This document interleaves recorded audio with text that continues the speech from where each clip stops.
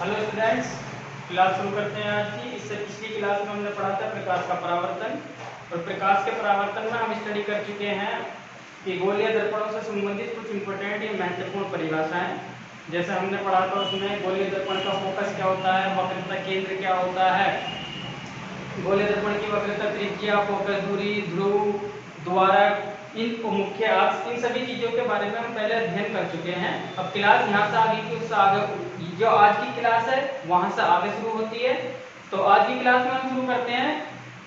जो कोई गोलीय दर्पण हमारे पास में होता है, उत्तल दर्पण हो या अवतल दर्पण हो, यदि तो उसकी जो एक फोकस दूरी होती है और एक उसकी होती है वक्रता त्रिज्या। तो फोकस दूरी और वक्रता त्रिज्या में रिलेशनशिप क्या होती है? तो किसी गोलीय दर्पण की जो फोकस दूरी होती है वो वक्रता त्रिज्या की आधी होती है। अर्थात यदि किसी गोलीय दर्पण की फोकस दूरी जो है वो f है, तो वो इसकी वक्रता त्रिज्या की आधी होगी। ये दोनों में आपस में रिलेशन होता है f = r/2, जहां पे f होता है फोकस दूरी, r होती है वक्रता त्रिज्या। ओके, अब नया टॉपिक हमारा आ जाता है गोलीय दर्पणों के लिए चिन्ह परिपाटी। चिन्ह परिपाटी या साइन कन्वेंशन जो है इसमें मोस्ट इंपोर्टेंट होता है। न्यूमेरिकल्स की जो प्रॉब्लम्स होती है हमारी, उनको सॉल्व करने के लिए इसको समझना बहुत ज्यादा जरूरी है कि देखिए गोलीय दर्पणों की जो चिन्ह परिपाटी है हम उसको कैसे यूज करेंगे, कैसे अप्लाई करेंगे। जो भी गोलीय दर्पण होगा उसमें हमने देखा है ये गोलीय दर्पण या तो उत्तल होगा या अवतल होगा, और जो गोलीय दर्पण हमारा होता है उसमें ध्रुव होता है। तो पहली चीज तो यह है कि सभी गोलीय दर्पणों पर जो हम प्रकाश आपतित कराएंगे, आपतित प्रकाश की किरण होगी, उसकी दिशा जो है वो लेफ्ट टू राइट होगी। उसकी दिशा लेफ्ट टू राइट होगी, अवतल दर्पण हो या उत्तल दर्पण हो हमारा, तो दिशा लेफ्ट टू राइट होनी चाहिए। और जो पोल होगा, पोल के राइट साइड में, पोल के दाईं ओर जितनी भी दूरियां आएंगी पोल के राइट साइड में, वो सभी हम धनात्मक नापेंगे। कैसे मेजर करेंगे? साइन अपने पास से लगाएंगे और वो साइन होगा प्लस का पोल के राइट साइड में। और पोल के लेफ्ट साइड में जो हमारा ध्रुव है, दर्पण का ध्रुव होगा, उसके लेफ्ट साइड में इधर को सभी की सभी दूरियां जो है वो हम नेगेटिव नापेंगे। यहाँ पर लिखा हुआ है LHS, ये आपतित प्रकाश इधर से इधर को जाएगा। तो पोल के दाईं ओर प्लस की मेजर करेंगे, पोल के बाईं ओर माइनस की दूरियां मेजर की जाएंगी। जो भी दूरी हमें क्वेश्चन में दी जाएगी कि किसी वस्तु की दूरी दी हुई है तो उसमें दूरी लिखेंगे और उससे पहले साइन लगा लेंगे माइनस का, यदि वो लेफ्ट साइड में आती है। और ज्यादातर जो ऑब्जेक्ट की लेंथ होती है, जो वस्तु की दूरी होती है, वो माइनस की ही आती है। ओके, तो पोल के बाईं ओर नेगेटिव, पोल के दाईं ओर पॉजिटिव दूरी मेजर करेंगे। अब बात आ जाती है जो ये मुख्य अक्ष है, मुख्य अक्ष के ऊपर जो दूरी होगी, जो लेंथ होगी, जैसे कोई ऑब्जेक्ट हमने ऊपर रख दिया मुख्य अक्ष के ऐसे, तो इसकी जो लंबाई है उसको हम प्लस का कंसीडर करेंगे। यदि हमारे पास में कोई इमेज बन रही है और वो पोल के ऊपर को आ रही है तो उसकी भी लेंथ प्लस की रहेगी। और यदि इमेज वो नीचे को आ गई, वो इमेज हमारी नीचे को आ जाती है, तो उसकी लेंथ को हम माइनस की कंसीडर करेंगे। ये साइन कन्वेंशन है हमारा गोलीय दर्पणों से संबंधित। एक बार फिर ध्यान कर लें कि पोल के राइट साइड में प्लस की दूरियां मेजर करेंगे, पोल के लेफ्ट साइड में माइनस की दूरियां मेजर करेंगे, मुख्य अक्ष के ऊपर को प्लस की दूरियां मेजर करेंगे, मुख्य अक्ष के नीचे को माइनस की दूरियां मेजर करेंगे। तो ये था हमारा साइन कन्वेंशन। इसे थोड़ा सा और समझ लेते हैं दर्पणों के लिए। इसे हटा दें, ये याद रखना है। चलिए अब एक गोलीय दर्पण बना लेते हैं। ये बना लिया हमने गोलीय दर्पण, ये हमारा अवतल गोलीय दर्पण है। कौन सा है बेटा? अवतल दर्पण। ये द्वारक M1 M2, यहाँ पर पोल, ये लाइन मुख्य अक्ष, यहाँ पर फोकस, यहाँ पर सेंटर ऑफ कर्वेचर। ये बताए हैं आपको, पिछली वीडियो में बताया गया है कि इसका फोकस इधर ही क्यों आया, क्योंकि ये गोला धक्को ही बंद हो सकता है और इसका सेंटर ऑफ कर्वेचर भी इधर ही आएगा। ओके, अब पोल से F तक की जो दूरी होती है वो फोकस दूरी मेजर की जाती है। पोल से C तक की जो दूरी होती है उसको हम बोलते हैं रेडियस ऑफ कर्वेचर या वक्रता त्रिज्या। अब जरा देखें, पोल के लेफ्ट साइड में हमारी फोकस दूरी आ रही है PF, तो हम इसको लिखेंगे माइनस है, ऋणात्मक साइन के साथ। कैसे साइन के साथ? ऋणात्मक साइन के साथ लिखेंगे PF = -F। क्यों? क्योंकि ये पोल की किधर आ रही है? बाईं ओर। यदि ये पोल के दाईं ओर आएगी तो हम इसको साइन लगाएंगे प्लस का। अब यदि मैं PC की वैल्यू रखना चाहूं तो PC भी क्या हो जाएगा? -R। तो ये है जी हमारा साइन कन्वेंशन का रूल। अगर मैं उत्तल दर्पण के लिए बात करूं, ये उत्तल दर्पण बना लिया है, कोटिंग यदि आप दबे हुए इसमें कर देंगे तो ये उत्तल दर्पण बनेगा। अब इस बार देखिए गोला जी क्लोज होगा, वो धर्म होगा, तो इसका फोकस भी इधर होगा और इसका सेंटर ऑफ कर्वेचर भी कहीं यहां पर आ रहा होगा। ठीक है, अब ये पोल, अगर मैं पोल से फोकस तक की बात करूं, क्लियर, ये फोकस दूरी होगी, तो ये फोकस दूरी यहां पर होगी प्लस की, और पीसी ये वक्रतर त्रिज्या होगी, ये भी कैसी होगी, प्लस की। तो इसलिए हम कहते हैं कि जो गोलीय दर्पणों में अवतल दर्पण होता है उसकी फोकस दूरी ऋणात्मक होती है, और जो उत्तल दर्पण होता है उसकी फोकस दूरी धनात्मक होती है। उसकी मेन वजह क्या है, साइन कन्वेंशन। तो आई थिंक आपको ये समझ आ गया होगा, ये क्लियर हो गया होगा। तो यहाँ से ये पॉइंट बन जाता है कि अवतल दर्पण की फोकस दूरी ऋणात्मक होती है, उत्तल दर्पण की फोकस दूरी धनात्मक होती है। ये साइन कन्वेंशन हमारा खत्म हो जाता है। इसके बाद हमारा नेक्स्ट टॉपिक आ जाता है, ये हम आगे इन फ्यूचर याद रखेंगे, साइन कन्वेंशन ये सभी पूरे चैप्टर में यूज होना है। अब आगे आ जाता है परावर्तन के नियम। सबसे पहले देख लेते हैं अवतल दर्पण से परावर्तन के नियम। परावर्तन के नियम 3 होते हैं। कितने होते हैं, 3। परावर्तन के नियम 3 होते हैं। अब 3 परावर्तन के नियमों में पहला बात करते हैं हम, यदि कोई आपतित प्रकाश की किरण, IR लिखा हुआ है, इंसिडेंट रे, आपतित प्रकाश की किरण, यदि आपतित प्रकाश की किरण मुख्य अक्ष के समांतर जाकर के कहीं पर इस दर्पण पर इंसिडेंट होती है, तो परावर्तित किरण टकराने के बाद जो वापस लौटेगी किरण, वो मुख्य फोकस से होकर जाएगी। यह आप कक्षा 10 में पढ़ चुके हैं, एक बार और रिवाइज लगा लें। यदि मुख्य अक्ष के समांतर जाती है तो कहां को होकर जाती है, मुख्य फोकस से। यदि ये रूल नंबर 1 है। अब रूल नंबर 2 क्या आता है, यदि अवतल दर्पण पर आने वाली प्रकाश की किरण, आपतित प्रकाश की किरण मुख्य फोकस से होकर आ रही है, तो वो टकराने के बाद अर्थात परावर्तित किरण मुख्य अक्ष के समांतर हो जाएगी। इसका उल्टा होता है सेकंड। अब आ जाते हैं रूल नंबर 3। यह अवतल दर्पण, मुख्य अक्ष, pole, focus, centre of curvature. यदि कोई आपतित प्रकाश की किरण इस तरह से आ रही है कि वो सेंटर ऑफ कर्वेचर से पास होती हुई आए, तो वो इंसिडेंट होने के बाद, टकराने के बाद परावर्तित होगी, तो परावर्तित किरण इसी पाथ पर वापस लौट जाती है जिस पाथ से ये आती है। तो ये हो गए हमारे रूल, 3 रूल हो गए हमारे किस किसके, प्रकाश से परावर्तन के अवतल दर्पण के लिए। यदि मैं उत्तल दर्पण की बात करूं, ये हमारा उत्तल दर्पण, द्वारक,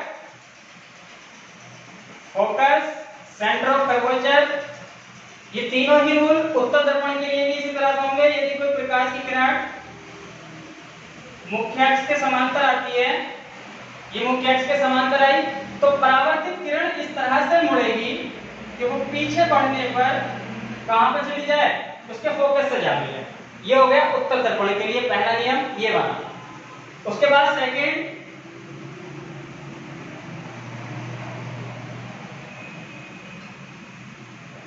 ये पोल हो गया, फोकस, सेंटर ऑफ कर्वेचर।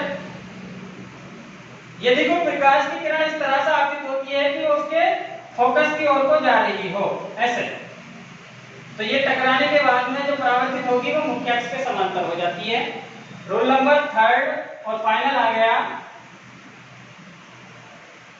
उत्तल दर्पण के लिए बन रहे हैं ये फोकस, सेंटर ऑफ कर्वेचर, ये हो गया हमारा पोल। यदि कोई प्रकाश की किरण इस तरह से आएगी कि वो आगे चल के कहां जा मिले, इसके सेंटर ऑफ कर्वेचर से जाकर के मिल रही हो, तो परावर्तित किरण उसी मार्ग पर लौट आती है जिस मार्ग से आती है। तो ये 3 उत्तल दर्पण के लिए यही लॉ है, और ये अवतल दर्पण के लिए है। आई थिंक आपको क्लियर हो गया होगा। ये 3 रूल है हमारे। अभी 3 से इमेजेस बनेगी हमारी। अवतल दर्पण के लिए इमेजेस जो होंगी उनको हम बनाएंगे, इनको रफ कर लेते हैं।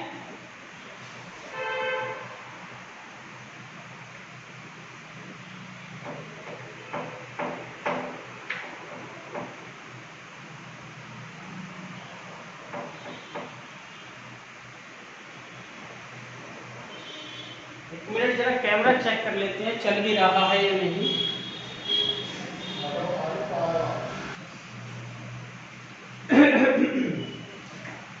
तो ठीक चल रहा है, हाँ भाई।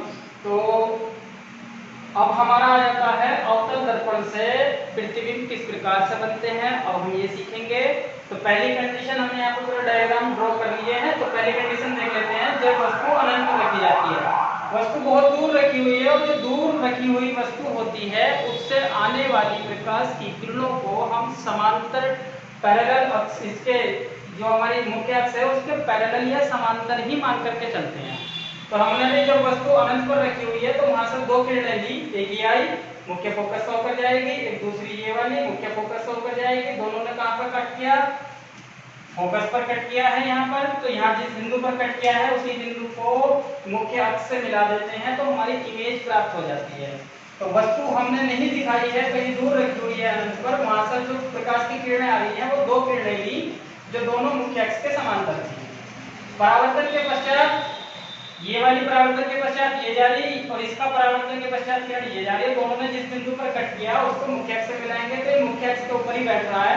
तो इस कंडीशन में जो बनने वाली इमेज होगी वो बिंदु साइज बहुत छोटी सी इमेज बनेगी।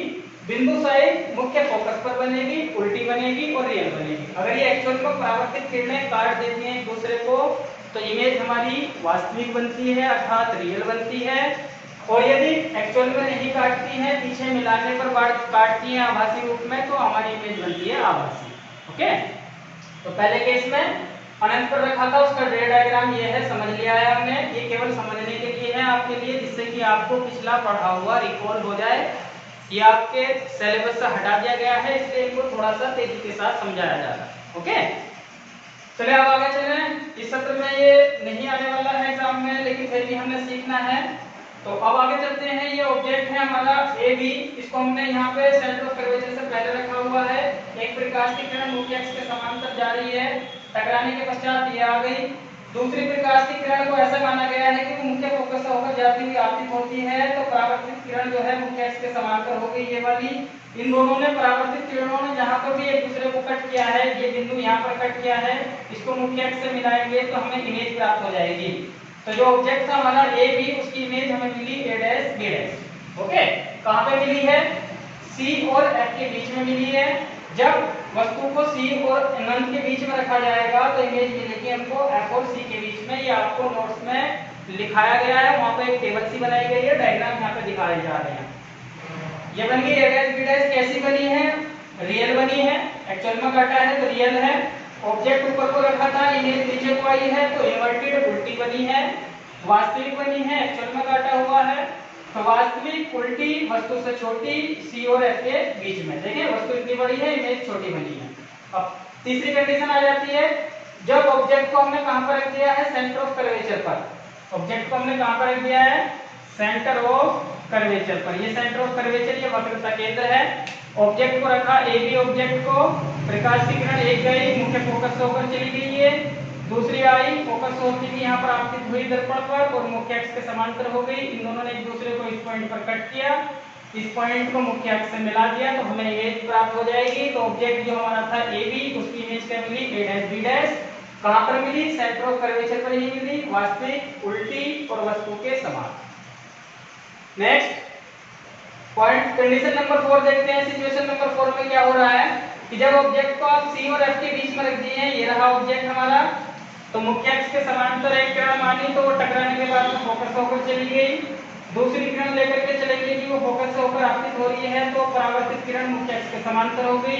ये कटिंग पॉइंट हो गया परावर्तित किरणों का, इसको मुख्य अक्ष से मिलाया तो हमें इमेज प्राप्त होगी। तो वस्तु ए बी का ये इमेज है, ए बी से बड़ी बन रही है।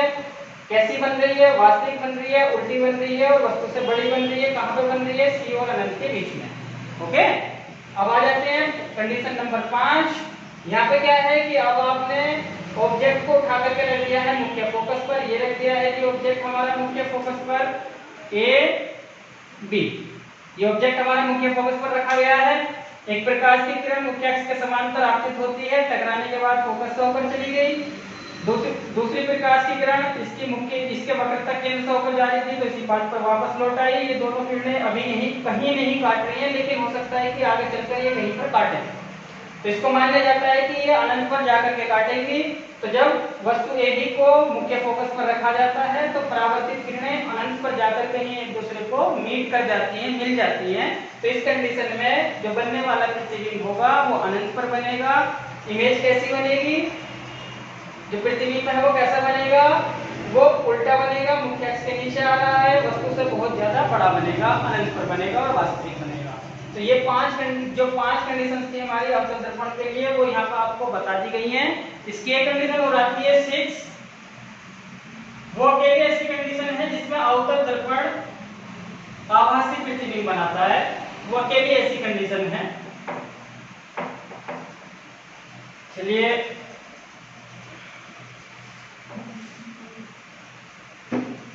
देखें, 6 कंडीशन में यह अवतल दर्पण है हमारा कोई, द्वारक, ये हो गई हमारी मुख्य अक्ष, pole, focus, centre of curvature. Object को पोल और मुख्य फोकस के बीच में रख दिया। जैसे ही ऑब्जेक्ट को पोल और मुख्य फोकस के बीच में रखते हैं तो एक किरण ले लें मुख्य अक्ष के समांतर, ये जाएगी इसके फोकस से होकर, ये जा रही, और दूसरी ले लेते हैं सेंटर ऑफ कर्वेचर से, तो ये वापस उसी पाथ पर लौट आएगी जिस पाथ से जा रही थी, तो ये इधर को जा रही है, इधर को जा रही है। इस कंडीशन में जो हमारी परावर्तित किरणें हैं वो आगे चलकर जो है इनकी चौड़ाई ज्यादा बढ़ती चली जा रही है। इसका मतलब क्या होता है कि चौड़ाई अगर बढ़ रही है इनकी, तो ये आगे चलकर अनंत पे भी नहीं काट सकती हैं। तो अगर अनंत पे नहीं काटेंगी तो इसमें ये कर लिया जाता है कि अगर हम परावर्तित किरणों को पीछे बढ़ा करके देखें तो क्या वो एक दूसरे को कहीं मीट करेंगे, बढ़ा लेते हैं। अगर बढ़ाने के बाद में वो एक दूसरे को कहीं मीट कर गई है तो उस पॉइंट को मुख्य अक्ष से मिलाते हैं, ये मुख्य अक्ष से मिलाया। तो इस कंडीशन में केवल यही वो कंडीशन है जिसमें हमारा जो प्रतिबिंब है, जो हमारी इमेज है, वो दर्पण के पीछे बनती है, आभासी बनती है और सीधी बनती है और वस्तु से बढ़ती है। केवल यही कंडीशन आपको दर्पण में ऐसे आती है जिसमें प्रतिबिंब आभासी बनता है, सीधा बनता है, वस्तु से बड़ा बनता है। तो ये अवतल दर्पण की जो प्रतिबिंब बनाने की कंडीशंस थी वो खत्म हो गई हैं। अब आगे आ जाती है, हम सीख लेते हैं उत्तल दर्पण से प्रतिबिंब कैसे बनते हैं। उत्तल दर्पण की केवल दो ही कंडीशंस होती हैं। पहले उत्तल दर्पण बनाएंगे,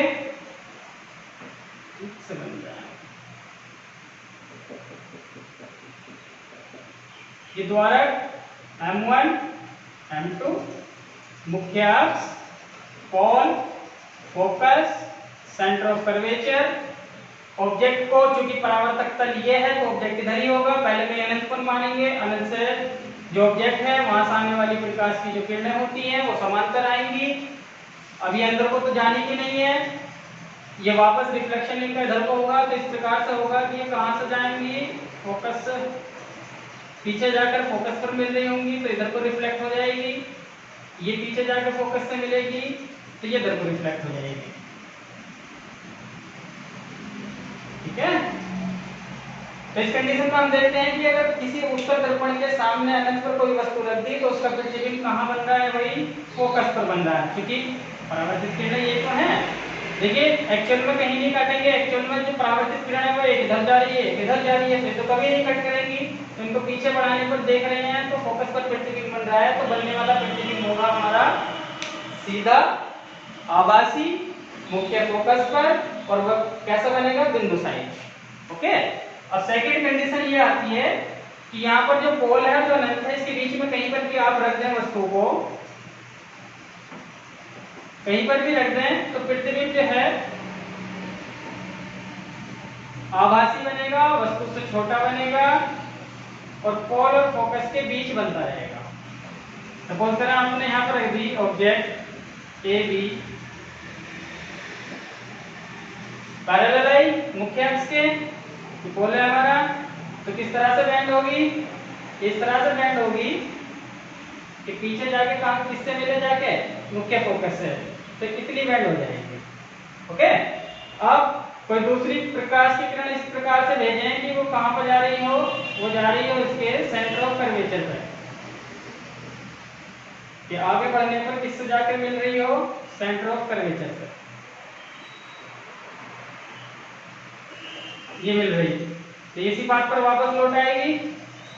तो दोनों आभासी किरणों ने कहां पर एक दूसरे को कट किया है, ये पॉइंट है ए डैश बी डैश, ये इमेज बन गई। कहने का ये है कि उत्तर दर्पण के सामने आप पी और अनंत के बीच में कहीं पर भी रखेंगे, यदि अनंत पर रख दिया है तो फोकस पर बिंदु साइज प्रतिबिंब बनेगा, यदि उससे आगे कहीं पर भी रखेंगे तो प्रतिबिंब एफ और पी के बीच में बनेगा, सीधा बनेगा। ऊपर कोई वस्तु रखी थी, ऊपर कोई प्रतिबिंब बना है, सीधा वस्तु से छोटा और आभासी। ओके, तो ये तो था हमारे दर्पणों से प्रतिबिंब का बनना। अब आगे आ जाते हैं हमारे दर्पण समीकरण। आगे क्या आ जाते हैं बेटा, दर्पण समीकरण। दर्पण समीकरण आपको यहाँ पे केवल फॉर्मूला लिखा है और समझाया जाएगा, डेरिवेशन नहीं है सिलेबस में तो नहीं कराया जाएगा। दर्पण समीकरण, दर्पण समीकरण किसी गोलीय दर्पण के लिए, किसी गोलीय दर्पण के लिए वस्तु की दूरी, जो ऑब्जेक्ट हमारा रखा था उसकी पोल से जो दूरी होती है उसको वस्तु की दूरी u, कोमा दर्पण की फोकस दूरी, फोकस दूरी f तथा प्रतिबिंब की दूरी, ये सारी दूरियां कौन से मेजर की जाएंगी, प्रतिबिंब की दूरी v में संबंध बताने वाली समीकरण, बताने वाली जो समीकरण होती है दर्पण समीकरण कहलाती है, दर्पण समीकरण कहलाती है। क्या कहलाती है बेटा, दर्पण समीकरण कहलाती है। अर्थात इसमें जो समीकरण जो जिनमें आपस में संबंध होता है वो होता है 1/f is equal to 1/v plus 1/u। ये हमारी दर्पण समीकरण कहलाती है। f क्या है, दर्पण की फोकस दूरी, v क्या है, प्रतिबिंब जितनी दूरी पर बन रहा होगा वो प्रतिबिंब की दूरी है, u है वस्तु की दूरी जितनी दूरी पर दर्पण से वस्तु रखी गई है। ओके, अब यहाँ से जो है ये हमारा दर्पण किसकी समीकरण आ गया है, जो हम पीछे डायग्राम बना रहे थे ये उसका गणितीय रूप है। जो यहाँ पर हम दूरियां रखेंगे, u को रखें, f को रखें या v को रखें, तो सभी की सभी साइन कन्वेंशन जैसा हमने सीखा है अभी पीछे, पोल के बाईं ओर नेगेटिव, पोल के दाईं ओर पॉजिटिव, उसी प्रकार से उनकी दूरियां रखेंगे। ओके, तो दर्पण समीकरण समझ आ जाती है। अब आगे लिखते हैं दर्पण की आवर्धन क्षमता। आवर्धन क्षमता में ये बताती है कि जो किसी दर्पण से प्रतिबिंब बन रहा है, जो किसी दर्पण से प्रतिबिंब बन रहा है तो मूल वस्तु से कितने गुना है, छोटा बन रहा है या बड़ा बन रहा है। इस बात का पता हम दर्पण की आवर्धन क्षमता से ज्ञात कर सकते हैं। और आवर्धन क्षमता को m से डिनोट करते हैं। और आवर्धन क्षमता होती है जो हमारा प्रतिबिंब की ऊंचाई होती है, प्रतिबिंब की ऊंचाई और वस्तु की ऊंचाई के अनुपात को, वस्तु की ऊंचाई के अनुपात को क्या कहते हैं, किसी दर्पण की आवर्धन क्षमता कहते हैं। अर्थात यदि मैं प्रतिबिंब की ऊंचाई को h' मान लूं तो और वस्तु की ऊंचाई को h मान लूं तो ये हो जाएगी हमारी दर्पण की आवर्धन क्षमता। और ये बराबर होती है -v/u, -v/u। अर्थात तीनों में आपस में इक्वालिटी का रिलेशन है, इसको आपस में बराबर रख सकते हैं, इनको आपस में बराबर रख सकते हैं और इनको दोनों को आपस में बराबर रख सकते हैं। तो किसी दर्पण की आवर्धन क्षमता m बराबर h'/h भी हो सकती है और m बराबर -v/u ये भी हो सकती है। और यहाँ से ये रिलेशन निकल के आ जाता है कि h'/h बराबर हो जाता है v/u। तो ये तीनों आपस में बराबर हो सकते हैं। तो किसी दर्पण की आवर्धन क्षमता